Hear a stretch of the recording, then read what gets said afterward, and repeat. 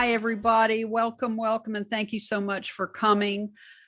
I'm Lou Solomon with Interact Studio, of course, and this is a really, really special edition of Human Touch. Not only is it the last edition of the year of 2021, but it's the edition when we showcase our third annual Community Voice winner, Tony Mecia. And we're so excited for you to hear all about him. You will in just a moment.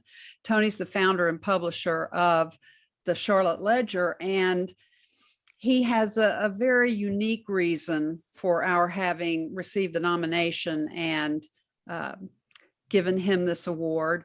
Plus, we're just so happy that we have Matt and Tim here, Matt Olin and Tim Miner, to be our guest hosts and do the interview with Tony. They are certainly a part of the Interact family, but as you know, they are executive directors and co-hosts of Charlotte is Creative. So we want to jump right into it and use every second that we have with Tony. So Tim? Thanks, Lou. Oh, good. I just got a message that my battery is running low. I'll tell you what, Matt, can you just talk for one moment about what Charlotte is Creative is? And I'm going to sort out this technical problem.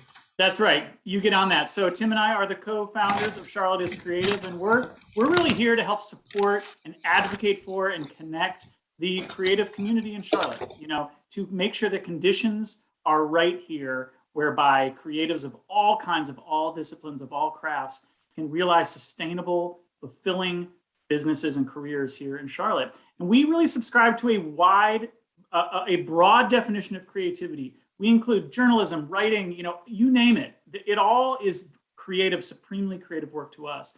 And that's why the work that Tony's doing on the journalistic landscape here in Charlotte is, in our minds, creative work, incredibly creative work. And so it's quite an honor for us to be able to interview Tony in light of this award, kind of through that lens of creativity. Tony, would you agree? Is this a creative field for you? From your standpoint? I think so, and thanks for having me today, and thank you, Lou, and Interact, and Tim and Matt. Appreciate it. Yeah, no, I mean, I think it's a creative field. I mean, you're making choices, you're doing things differently. I mean, there are things that are very technical about it, but then there's using your mind and making choices and trying to make things interesting. I mean, those are all, I think, creative endeavors. Absolutely, I couldn't agree more. Tim, how's your battery situation? I'm good. So my computer was like a child. Just when I needed it to perform, it wanted to throw a little bit of a tantrum. Well, it's a great honor, I think, as Matt said, to introduce and have a conversation with Tony about the media landscape and how he's disrupted it. And just to measure, I think Tony, one of his central qualities as I've gotten to know him is a lot of humility. And that answer, is it creative? And it's like, yeah, I think it's creative. What they do at Charlotte Ledger is supremely creative. They have elevated the quality of writing and journalism that is available in Charlotte considerably. And that humility extends to Tony's bio. So to prepare for this, I'm going to read verbatim, and I hate reading verbatim bios, but this is Tony's bio from his own website. The Charlotte Ledger was founded by Tony Mecia, an award-winning former Charlotte Observer business writer and editor. He lives in Cotswold with his wife and 3 children.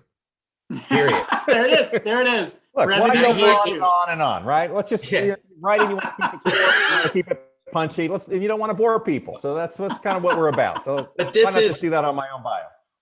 But this is what I have loved about getting to know and dare say of the friendship that I've formed and the regard that I have, and I know Matt has for Tony over the last few years, is that he is a man who reveals himself through his work, through his integrity. He says what he's going to do. He does he does those things. He is no nonsense. He is trustworthy, and if he says something, you can believe it. I asked to have coffee with you, Tony, probably about 2 years ago, which now we're talking about COVID time. So that's like nine years ago. We had coffee at a Panera, and I wanted to get to know the man that had the chutzpah to start to Ledger. who in a very crowded media marketplace thought he had a voice and had a vehicle and wanted to create a vehicle that presented information differently and that championed the dying art, in my mind, of long form copy. We've all seen incredible changes in journalism over the last few years, and Tony and now Christina with him and all of the writers that they have recruited dare to swim upstream in a marketplace that says that attention spans can't handle it and that people don't want to dive deeply into stories. The Ledger presents the facts as they are, but in a way that treats its readers as adults. So he is, in many ways, you probably have never heard me say this, a mentor to us in the work we do. He is an inspiration. He makes us push harder, and he is our friend. So, Tony, now that I've thoroughly embarrassed you because I've tripled the amount of words you said in your own bio, let's ask you some questions. Yes, and I'm going to start, if you don't mind. So, Tony, let's go to the origin story. What led you to want to be a reporter? Why was journalism the path for you? I'll try and keep, there's a lot I could say. I'll try and keep my answer brief. If I go on and on, feel free to interrupt me. But no, my background's in journalism. I've been here in Charlotte for more than 20 years. I was with the Observer for 10 or 12 years, left in 2009, did some freelancing for a while, worked for a national magazine. Started looking around, in the beginning of 2019, I said, well, okay, I'll go back to freelancing. I could do something else. But I started looking around locally here in Charlotte. And I said, the environment for local media has gotten really weak. A lot of the traditional media had been slimming down. A lot of it was, focused on food and bars. I love going to restaurants. I love going to breweries. There's a lot of that kind of coverage. And it just seemed like the sort of the things that people really wanted to know. Like it used to be you would read about them in the paper. You'd be like, wow. And now it's like, well, you just hear things from friends like, oh, did you know what's being built over there? What's going on? And so I said, look, there's an opportunity. My background's in business journalism, by the way. And so I thought, well, maybe I could start something up that's sort of oriented towards this community that I know exists, that there's a hunger for, information about growth and development and retail and all the other, banking, all kinds of things, but do it in a way that's interesting, right? A lot of times you say business journalism and people's eyes kind of start glazing over and they say, oh yeah, okay. It's not exactly the guy you want to talk to at the cocktail party necessarily. A guy says he's really enthusiastic about Nucor's third quarter earnings or something. But let's do it in a way that's interesting and relevant to people. And that was sort of the idea. This is in 2019. And then I said, well, I'm noticing this trend toward newsletters, that's sort of becoming a newer, it's sort of funny because email's been around for a long time, but this is a vehicle for kind of getting information out to people in a way that, they're not kneecapping you on Facebook through algorithms for who gets what. You have a direct connection to readers who have opted in, who have given you their email address and given you permission to be in their inbox. So I said, well, maybe I can kind of combine all these things, do something that's interesting, do something that's important for Charlotte, give people information that they need to know and that is interesting, and give it a go. And so that's what I did.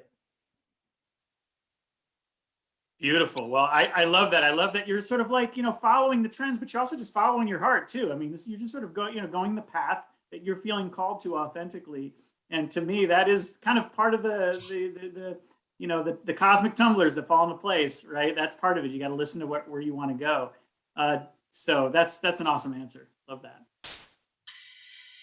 Tony, during the course of your career, it's been very interesting times in traditional media, and so you are, as you said, a business reporter, but how have you seen the business of journalism change over the course of your career? And again, you've alluded to that in what you've been trying to do with the Ledger, but from where you started as a cub reporter to where it is today, what's fundamentally shifted with how the news and how journalism come together?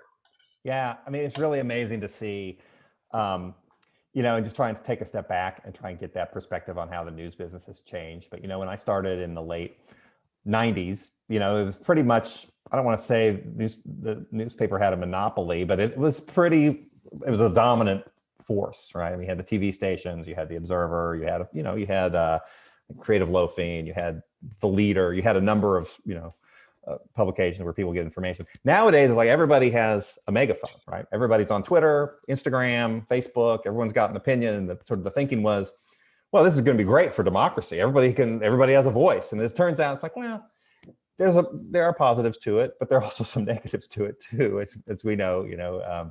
Anybody who spent any time on Twitter or dealing with trolls or anything like that. So I mean, but the effect on the news business, I think, has been profound. I mean, obviously, a lot of their advertising money, that used to go to support local journalism, has been sort of siphoned off by Facebook and Google. That's meant some huge changes, huge cutbacks, and so now I think we're really seeing a lot more kind of niche players, and that the fact that the recognition that there's not just, you're not just serving a single audience, even if it's geographically bounded, say in Charlotte, but there are multiple communities within that larger audience. And you all see that you're serving the creative community.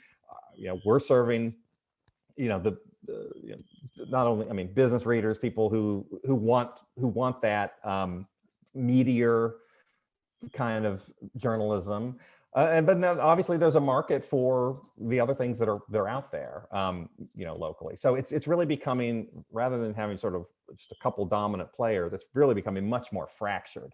And so, I mean, on the one hand, we're sort of losing a lot of the sort of lingua franca of all of us knowing the same pieces of information, which is sort of sad. But on the other hand, there's a lot of opportunity to sort of develop some of these other communities of interest.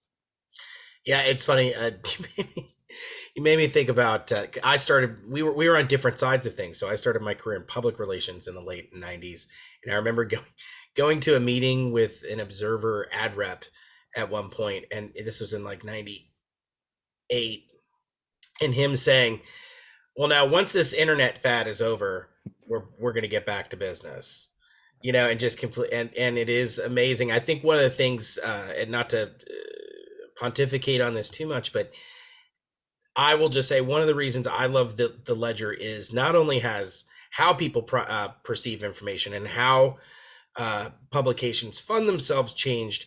It's also, if something was printed in the paper before, it was widely regarded as truth, that had been vetted. And I think now you have to be very careful of the source. And that's one thing that Ledger has done really well is you do your due diligence, you talk to multiple sources, you present that, and we're able to take what you put in the Ledger much more seriously and much more as fact than many other news sources, even sometimes credible news sources. So that I love.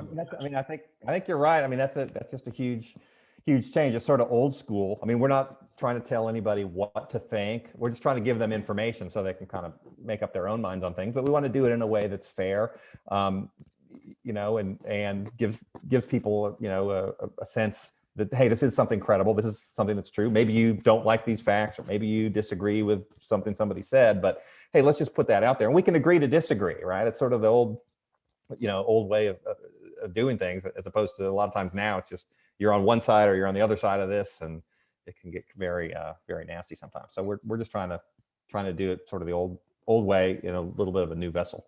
Everything old is new again. That's right. So and there's a community for it too, right? There's interest in it. Like we wouldn't be doing it if there was no interest. So that's encouraging. Absolutely. Well, Tony, I asked you a few minutes ago about your kind of origin story as a journalist, but I want to talk a little bit about the origin story of Charlotte Ledger in more detail. And I think it'd be interesting to kind of see it through your entrepreneurial brain. So, back in 2019, when you decided to launch it, maybe elaborate a little bit more on those gaps that you were hoping to fill, but also like, what were you hoping to accomplish in year one as not just a journalist, but as an entrepreneur, as someone who's launching something in his city? Well, no, that's an important point. I mean, the business side of it is critically important. I mean, we can all do things that are interesting and personally fulfilling, but you've got to figure out a way to make that sustainable, right? Yeah.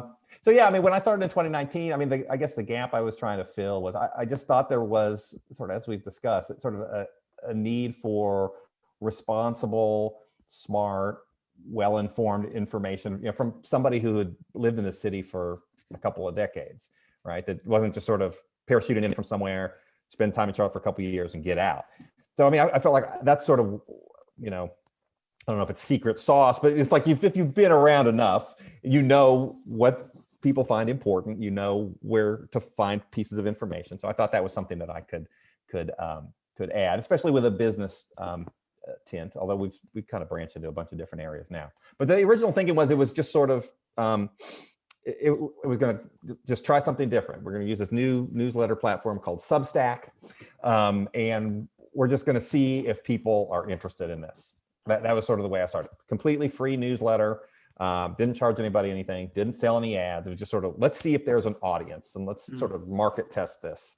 Let's just prove that there's an audience. And it was just me at the time. So I was writing a newsletter 3 mornings a week, just on various topics. We sort of round up what other people were doing, do a little bit of reporting, something original, slap that together, 3 mornings a week. There you go. And my original thinking was, well, gosh, if I could get it to like 10,000 people, then if I could, then create a paid version. And I knew that about 10%, the industry average is about 10% of the people maybe will pay. I'm like, okay, then I can get 1,000 people paying at $99 a year. I had no idea how quickly that could happen. Okay, I didn't have really any background in that. But my thinking was, let's just build this and see if it works. And it did take off. I mean, it just, if you look at the growth of the number of people signed up for the newsletter, it increased. It got to the point by the end of the year, I was nowhere near 10,000. I was at 2,000, 3,000.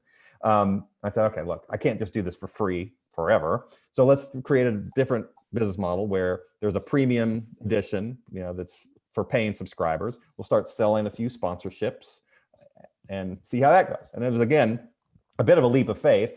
Is anybody, okay, people will read this for free. Would they pay to read it? Like, that was a kind of an open question. I thought the answer would be yes, but I didn't know how many. So we turned on paid subscriptions. It was about March 1st of 2020. It was like 2 weeks before timing was pretty fortuitous. And people started paying and saying, listen, we want more of this. We like what you're doing. We want to support you. And there are a number of reasons people subscribe. A lot of them just, they want the content, and other people are like, we love what you're doing.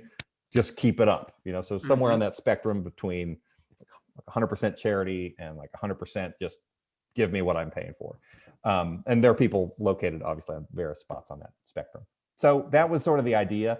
We've modified it for a while. I brought in a very talented managing editor, Christina Bowling, from the Charlotte. She'd been at the Charlotte Observer for 20 years, longtime friend and colleague of mine. She's been great. And so the fun part now is we're sort of building a team and trying to spread that out a little bit, and doing, collaborations like the things that we all have done. Yep. Absolutely. Hey, Matt, I'm going to call an audible. I think your next question actually is a really logical way to go with this conversation. Great. Yeah. Well, then let's talk about kind of where I wanted to go next, which was about building and keeping an audience. I mean, what have you learned about building and keeping an audience? Because clearly the audience is there, and those metrics are growing, but you must be learning along the way. So we'd love to hear, your insights on all of that. Yeah. It's been really interesting because, as you know, my background's in journalism. So we just write articles, talk to people, write up pieces, put them in. Now it's like there's this whole business side of like the audience development side, the marketing side, the business strategy side that I have absolutely no background in.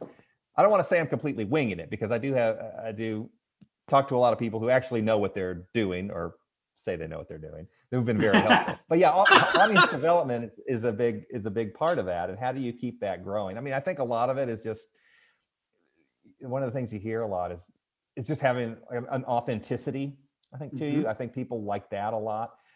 We try to make it not too personality driven.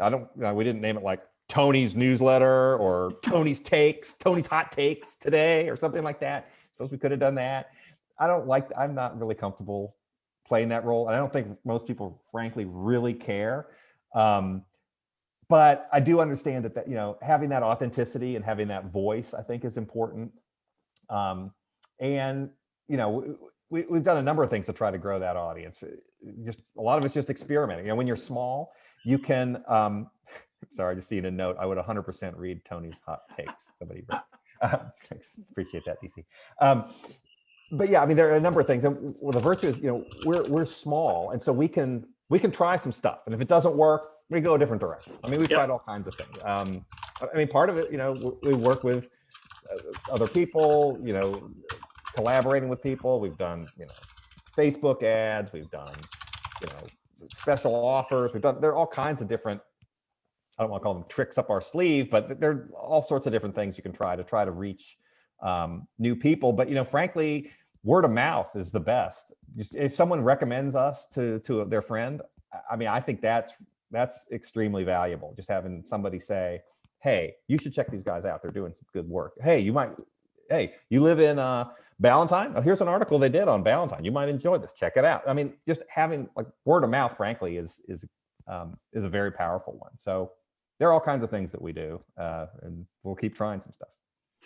That's awesome. And I'm sure you've had some moments too where, like, I know we've experienced with the Biscuit, someone that we really respect will just say something to us like, man, I really love that article. And it's just like, oh my God, they're following it. It's like somebody's reading. It kind of blows you away. And not only that, but it's someone that you respect, that, is a stakeholder in their own right. I imagine you've probably had a few of those moments. It is kind of cool. As well.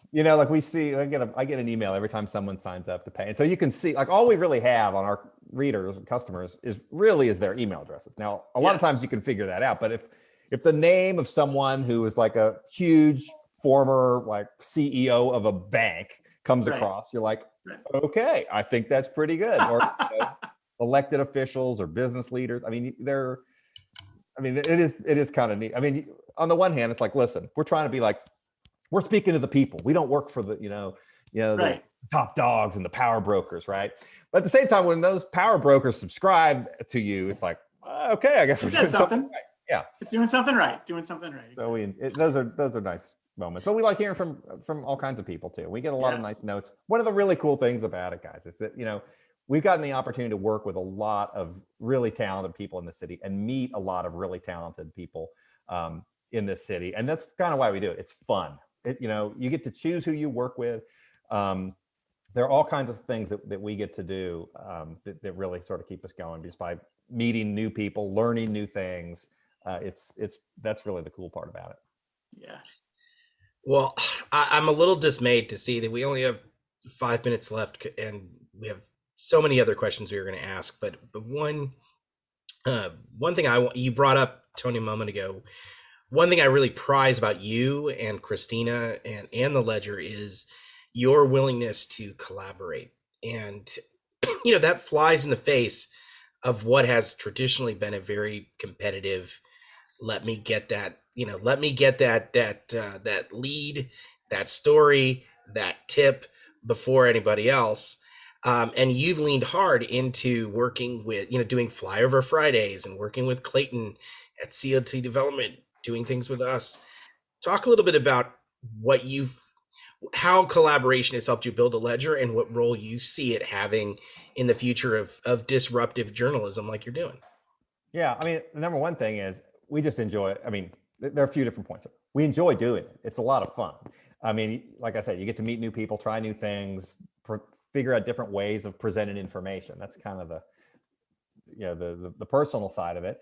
The editorial side of it is we just want to be a place that's known as having really good information. And so whether I write an article personally, or whether Kevin Young with the 5 and 2 Project does a video, or whether we're working with Charlotte is Creative on a photo series during COVID, whatever it is, it's no skin off our back to kind of share that content, because we have a small audience, growing obviously, but everybody's got their own audiences, right? And so if we kind of I don't think people are like, oh my gosh, I can't believe I saw this photo from COVID. I saw that on the Biscuit. Why is the Ledger sending it out to me a day later? I don't think people, first of all, really object to that.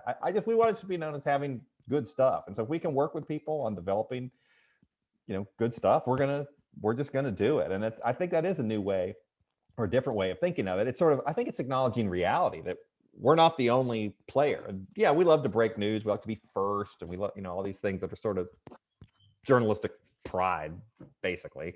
But I don't really think it's any skin off our back to just work with really talented people who are doing really cool things in our city. I think it's good. I think it's good for Charlotte. Well, we obviously agree, and that's one of the things that we admire so much about you and Christina. And I think in the same way that people say Matt and Tim, I'm so thrilled you have the award, but I know Christina is just a huge part of everything that you've done as well. Absolutely. I mean, she's great. I mean, she's just super nice, super easy to work with, extremely talented journalist. I could go on and on and on and on. I mean, she's great to work with. And I appreciate All right, so it's 2 minutes left. We've got Tony's hot takes now. All right, so you've got multiple. I can announce we're spinning off a separate newsletter, the Tony's Hot Takes newsletter. Just little single sentence things as they cross my mind. The market has spoken. All right, yeah. This is that Instagram hook you and I have been talking about all this time. That's how you do it. Yes. Okay. But so what? I'm sorry. How about this? Tony's and Tim's hot takes. There we go. Sorry, Matt. If your name started with T, we'd listen. I choose alliteration over loyalty any day. Okay. We'll call it. No, it's Tony, Olin, and Tim. So and we'll call it Hot Tots. Hot Tots. There we go. Ooh. Hot takes. No, all right. The serious thing is what opportunities or what cool things can we look forward to from the Ledger in 2022? Yeah, a number of things. I don't fully know. I've been meaning to get up with Christina and we can talk about it. But no, I can tell you we have some really interesting things coming. We've got our first in-person 40 over 40 event. That's going to be in person at the end of April. We got some it's going to be an 80s theme. We're going to invite the past winners from previous years, and we're going to honor them all. So that's going to be fun. Will David Hasselhoff be there? We will see about that. We've been reusing that cameo now for the last 3 years. It's a pretty solid cameo. Which is another reason I love you, that you paid once and used the Hoff 3 times. That's fantastic. He's got enough money. We don't need to pay him $500 every single year. We're sensible. So we're going to do a few more events. We're going to get into events a little bit. We think there's an opportunity, I think, doing some smaller scale events as well. But we don't want to really lose our focus either of trying to deliver just smart, essential information in the newsletter. So it's always sort of a balancing act, how to sort of keep trying to innovate and trying new things while not losing your focus on sort of how you got there. So we got absolutely. Yeah, for sure. Well, listen, Tony, I can't wait to see what the next year has in store for you, for the Ledger, and for the city. And with that, it's 11:30, so I'm going to toss it over to Lou, who's going to bestow you with the award. Thank you. Yes. And Patrick, let's pull up that beautiful original piece of artwork. Isn't that gorgeous? Well, behind the Interact Community Voice Award is a spirit of a leader who stands for a more inclusive community in Charlotte and just makes us better, a voice that allows us to thrive as a community. And we are so deeply inspired by Tony and Ledger. This award is an original piece of artwork by a young man named Elijah Kell, who is a good friend of our own Susie Adams. And Susie's been involved in all 3 of our original pieces of art. And this one is so special. Elijah is just a teenager. What he says about this particular, and he's so brilliant, what he says about this particular piece of glass is that it has been shaped and layered from the shards of broken glass to come together as a whole. Tony has reimagined a fractured model of journalism to build something new. The color reflects Ledger's logo, and the black lines represent lines of type that certainly Tony remembers like none of us. So we will have this delivered to you today, Tony, and from Interact Studio, and also Charlotte is Creative, your nominator. We just thank you very, very deeply and wish you all the success. We have friends that I did forget to welcome who are live streaming on YouTube and surpassing our in the room Zoom attendees. Welcome. Thank you for coming, as well as those of you in the Zoom room. We've had a fabulous 2021 because we've chosen joy in the midst of a very difficult year, while still paying deep homage and experiencing the loss and the suffering that so many have. And certainly Tony is a bright spot in all of that. So thank you, Tony. Thank you, Christina. Thank you, Charlotte Ledger. Well, yeah, thank you. Thank Yeah. you. I appreciate it. I'm deeply humbled and grateful that you're recognizing our work, and just really appreciate it. Thank you.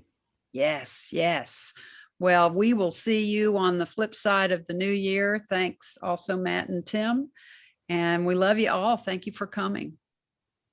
Thanks, everyone. Thanks. Congrats, Tony. Hi. Thanks. Thank Best you. to you and Christina, Tony. Thank you very much. Thanks, Christina.